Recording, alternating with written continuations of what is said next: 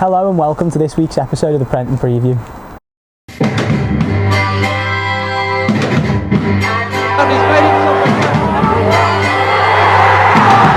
One this time. Mechanic! Yes! 1-0 to Tranmere! Oh my word! Crawley! They've got a ball!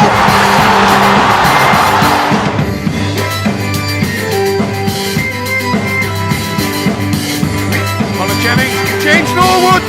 James Norwood has scored it! Reese with the cross, the header, it's in! It's Colin Jennings!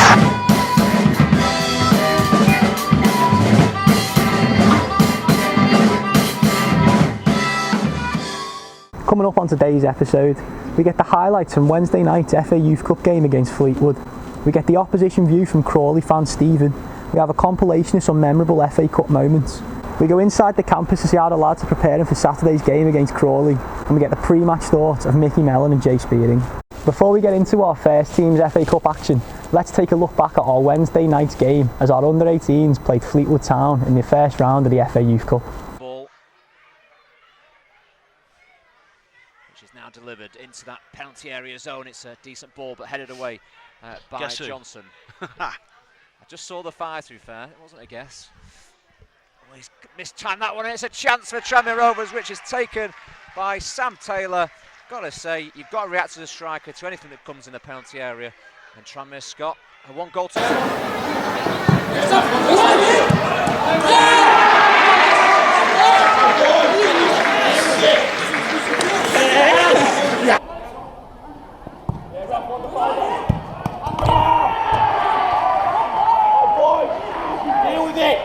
really good. Yeah, absolutely. Discipline to Zane. You just got to go and take your space sometimes. Leg it now to get a ball. And it's a great ball into the box. It's a goal Thompson. for Fleetwood, an equaliser, which has been scored by Fleetwood's number 9, Dante, Thompson, Pompey and Scott. We talked about a response. It's a fabulous competition as well. You think of all the big names, the football stars in England who have played in it. And it's a chance for you to write yourself in history, and Fleetwood have done that in recent years, but Tranmere on the attack now, which we'll come back to that heavy touch. Brilliant, Will Johnson again. Johnson, he dives in, but it's a chance now for Taylor. Spats to the far post, he's got a touch, and it's managed to be squeezed in. How is he free at the back post? By the Tranmere forward.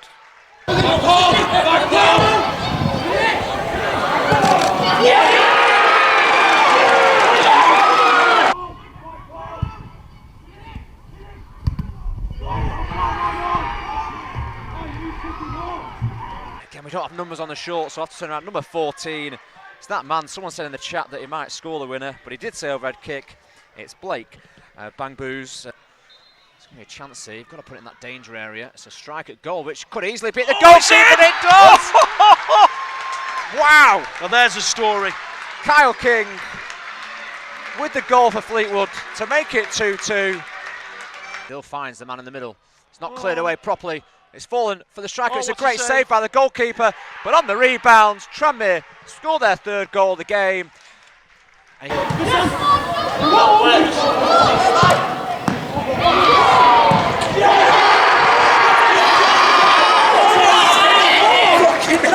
can see what it means to both staff and players as they go to the corner flags, but Scott Watt and Fleetwood have done better there. Well, I think you can take it all the way back where we lose possession from a throw in there. Dom Richmond has got to be better. He's got to place that ball back. That one across to you, so don't worry about that, Harry. But a chance for Fleetwood to go in level at the interval in injury time. Oh, it's struck. Can he finish it? Yes! He can do. And that's just what Fleetwood want. I believe it's number 14, Harry Clark. And that's what all good strikers do, young Clark. They follow it in. Well done. Deflected, so Tranmere will feel a little bit of Easton for pace. Young Will Johnson now. Johnson, great and composed at the back all evening. Can he be composed in front of goal? Oh, the keeper's got a hand to it, but it has found the... Because he's guessed right, and then got a hand on it. But Will Johnson's just about put enough of pace on it. Chance here for Tranmere to make it 2 goals, and it's number 7. Shame they can't go behind the goal and make it an even better atmosphere, but it's going to be number 11, Bless Epinyoung, to take it, and it's a strong, composed penalty finish. He looks calm. Good pen. The keeper's dived, he gave him the shoulder, the look. Can't see the number, I think it's 6. Oh, that's a great penalty. Possibly the best one tonight, that. You're next, and Fleetwood are through. Clark, who scored the equaliser to make it 3-3.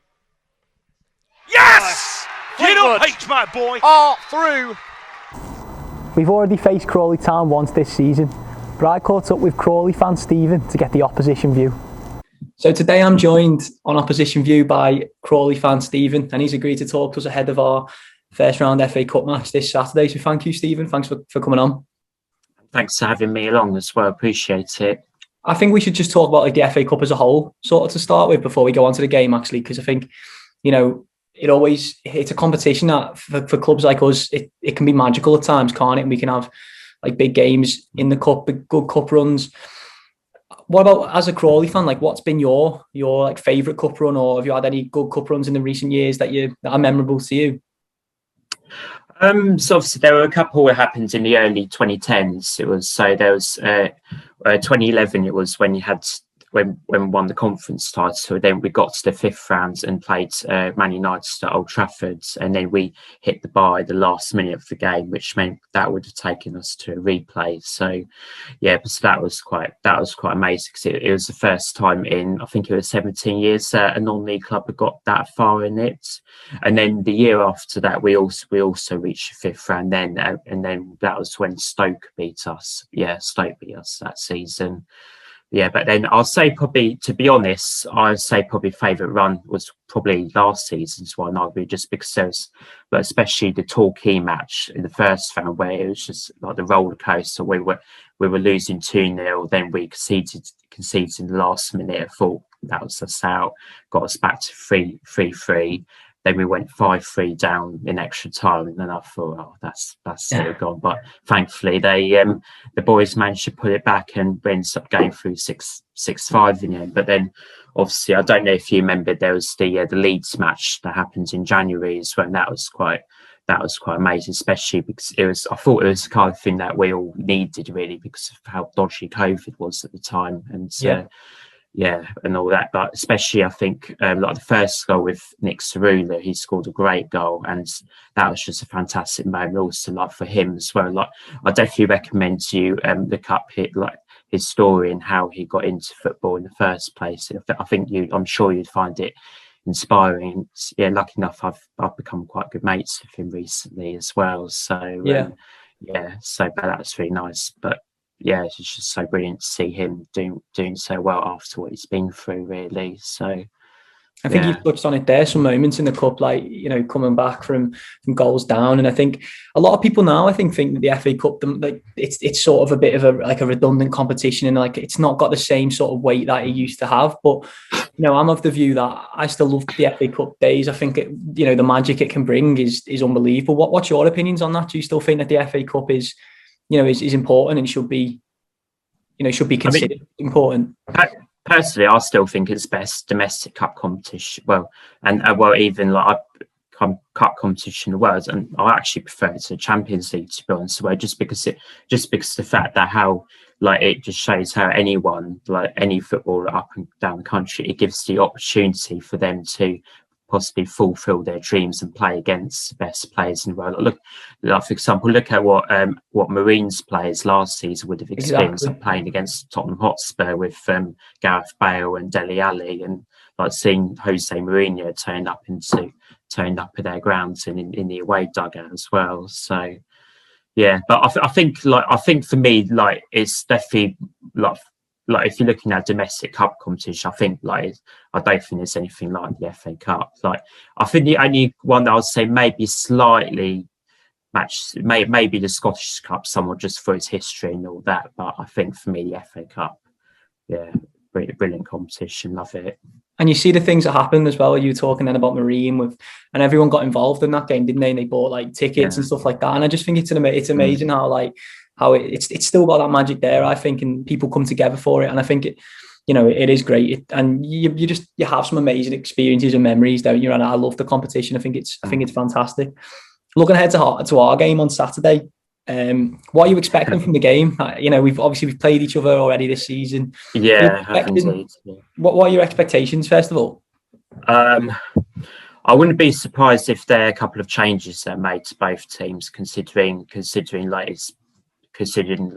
obviously with it being the cup game, and also maybe like if there's two teams from the same division playing each other, it might not be exactly get the pulses raising, to be honest. But part of me wonders whether for my team, the pressure might be slightly off them a little bit, because the league run recently has been pretty horrific, to be honest. And but you wonder whether, because now we've got the cup game, you wonder whether they might think maybe it's not as much pressure on to stop the run potentially, and then because it's a different competition. Yeah. And then obviously, please, I really hope that there's some changes that are made as well, like to set up and all that. But I think so I think it'd be quite a funny one. But yeah, so it all depends. I think it could either go be pretty entertaining or a bit boring, to be honest with you. So, yeah. What are you expecting in terms of changes? You just mentioned it there.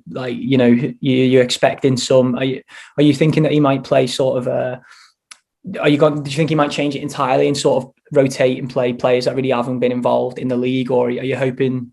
What are you sort of hoping for?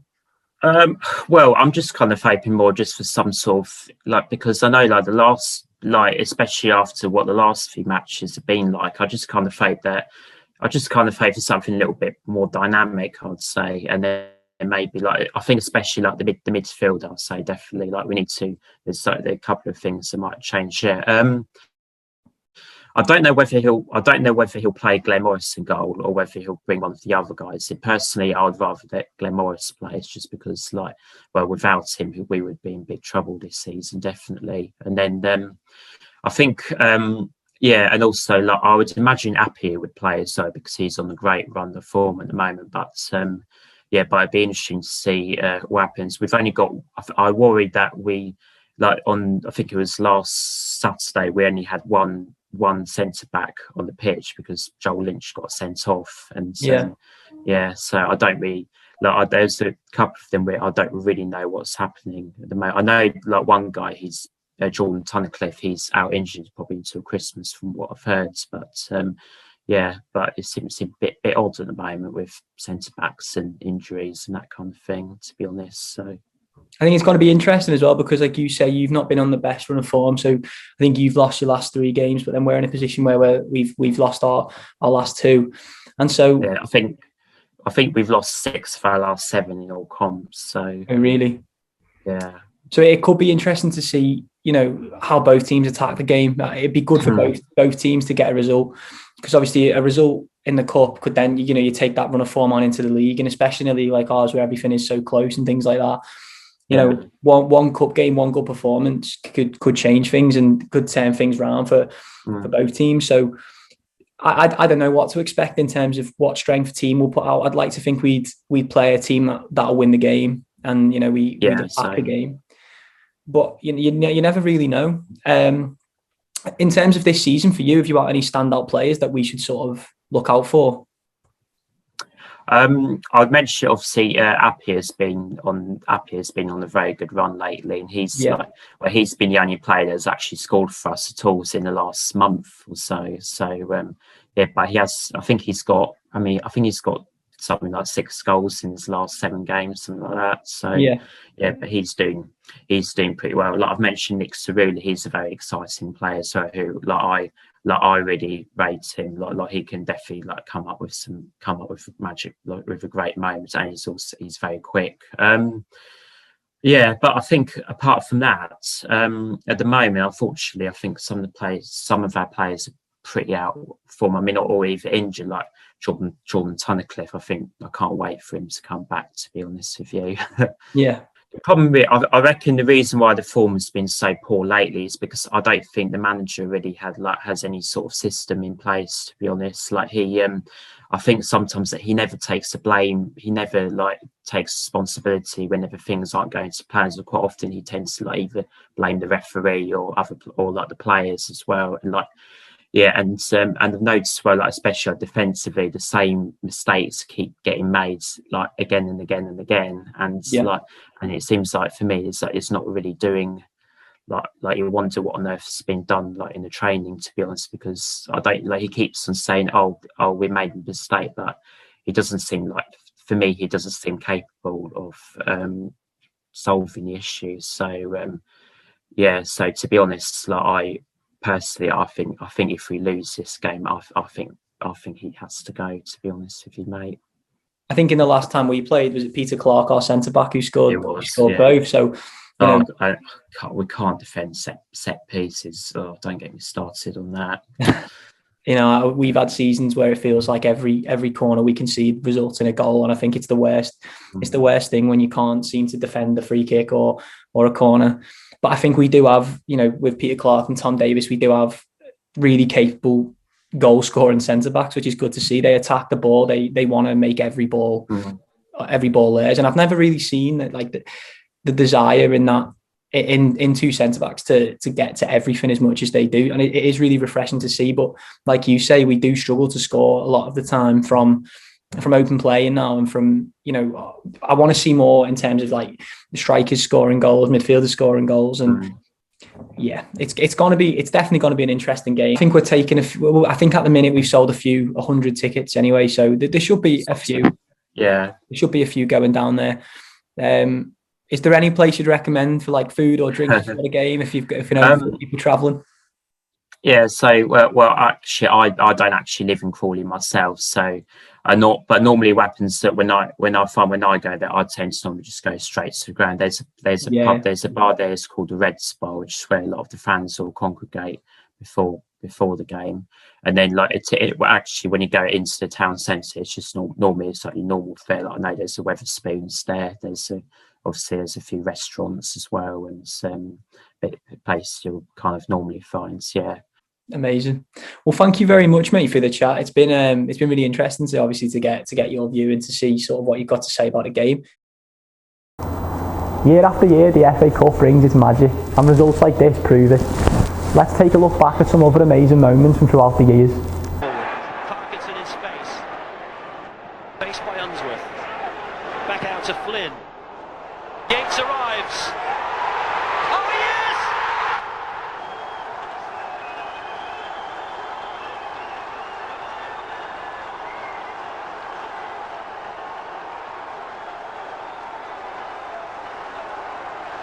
The goal scorer for Tranmere Rovers, number 2, Steve Yates. He wants it down the line.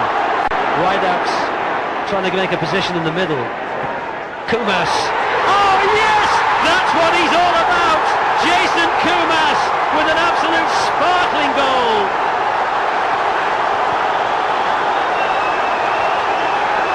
It's joy unlimited if you support Tranmere. What a goal by this 21-year-old. He knew exactly what he wanted to do. He hardly seemed to look. Kumas will take the corner. Yates! Oh, he's got a second! Steve Yates gets the third for Tranmere, his second of the game, and surely it's all wrapped up now. Would you believe it? They came across the Mersey from Division 1 and they're humbling Everton in their own backyard. Where was the challenge? There wasn't any.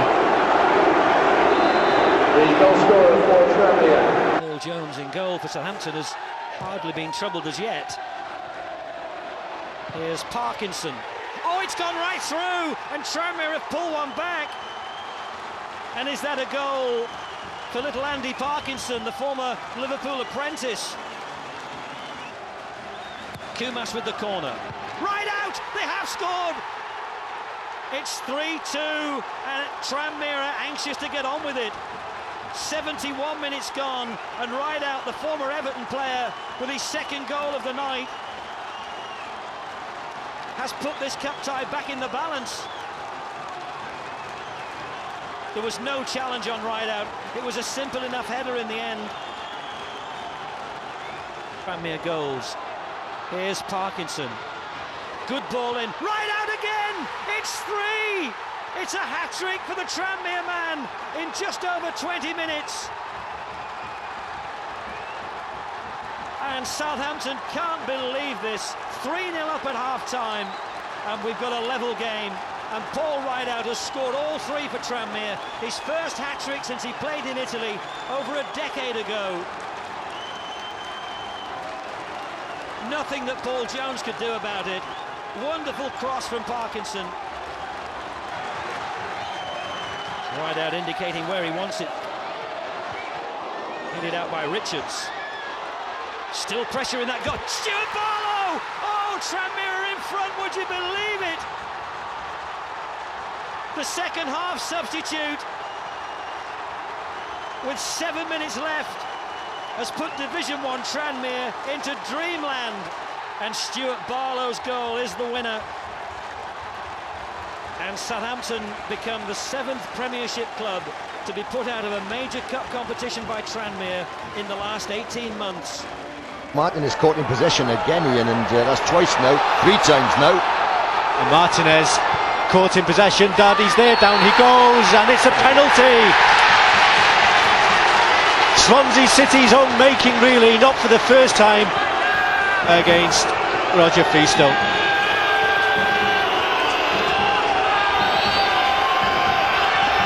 For 1-1, Freestone goes the wrong way. Ryan Taylor brings the second division side back on level terms, and Swansea City will be really annoyed at the way they've conceded that goal. Excellent penalty though.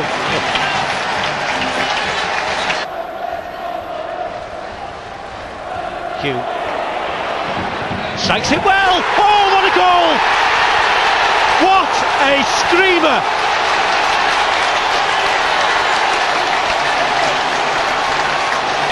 Ian Hume blasts the ball past Roger Freestone and gives Tranmere Rovers the lead. Superb play away from his marker, left-footed, and the Swansea goalkeeper had no chance. That deserves to win any cup tie. Great goal. That's a great strike, Ian, but you know, you don't want to be critical of Swansea. Corner to Watford and taken quickly. Here's Chalobah. Options here. Deli Bashiru is lining up the shot and he finds the corner of the net. Watford have the lead on 12 minutes. And what an outstanding finish from Tom Deli Bashiru in his first start for Watford. And Gray has somehow kept it in. Here's Peter Clark, the debutant. Oh, he's given it away inside the penalty area. Success. Watford do have options arriving. Chalobah, 2-0. Great touch into the net from the midfielder for his first goal of the season. And Tranmere Rovers, their own worst enemy here. Can't be won by pain. Here's Success. Oh, lovely step over. Success into Gray. Pereira is arriving on the scene and he takes over to score for 3-0. Really lovely curl finish into the top corner of the net. Gray thought he might be shooting there. Pereira said, I'll have that. Back out, and it will come back in from Brackett Taylor, and it's into the net by Jennings, but the goal has been ruled out, I think, for offside. Well, that came off a Watford player last, so surely that cannot be offside, as it was recycled back into the penalty area. Jennings came in unmarked, turned it in. Can't see anything wrong with it. Goal. Tranmere Rovers have their goal. It's a deep one, and it's pinging around the penalty area. It's in. Manny Monte has pounced on the mistake by the goalkeeper Bachmann. They were all over the place here, Watford. Success at sloppy. Jennings. They are constantly looking for Blackett-Taylor here. Takes on his man and he's brought down. Corner. Tranmere cannot believe that's not a penalty. Challenge came in from Barrett. It is a spot kick. Mullin, 3-3. What a comeback from 3-0 down. I cannot believe what we've seen. Neither can they. Dan Pereira trying to keep on the ball, nibbling away, and eventually kicks out there. And the referee is sending Pereira off. They will finish the game with 10 men, Watford. And as Tranmere have upped their intensity and quality, Watford, with this much changed side, have simply unravelled.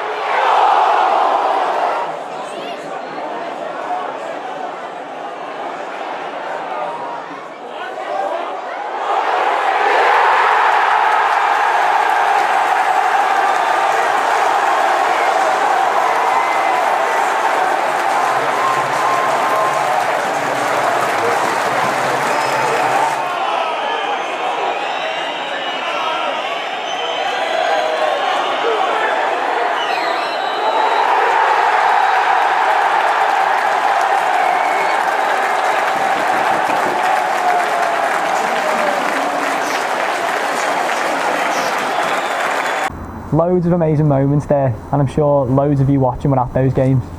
Now, let's hope for more amazing moments in this year's FA Cup. Let's go inside the campus to see how the lads are preparing.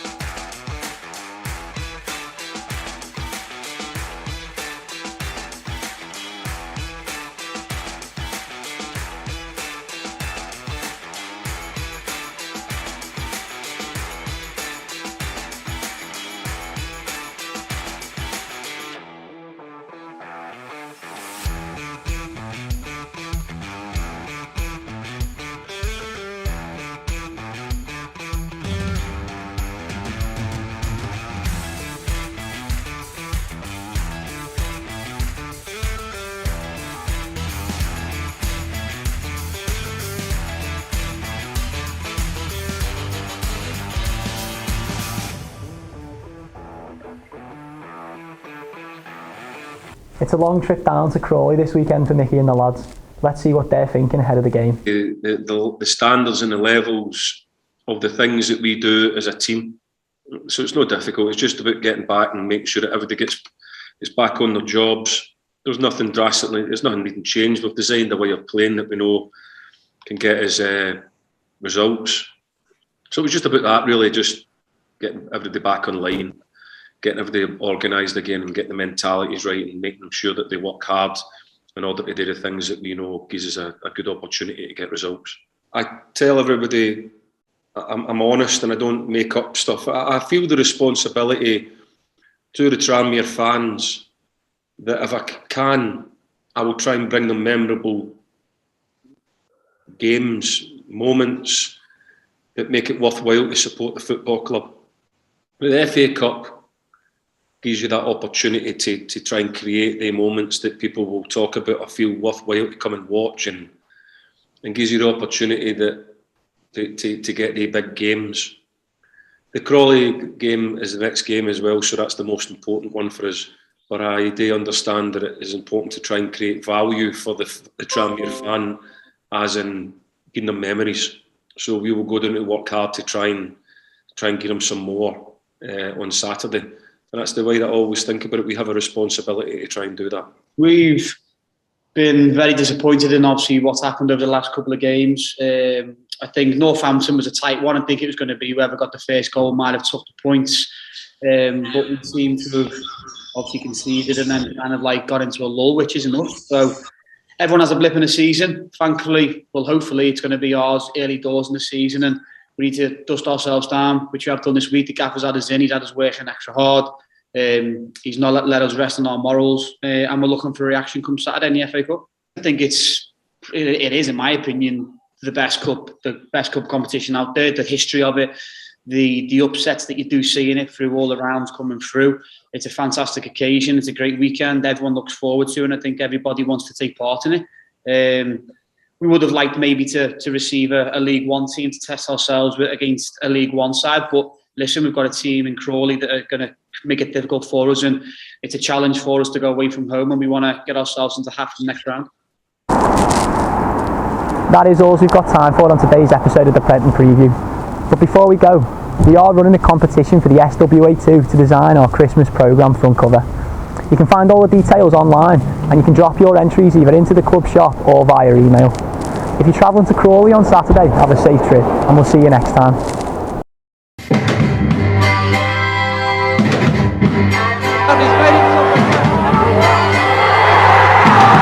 One this time. McCarrick!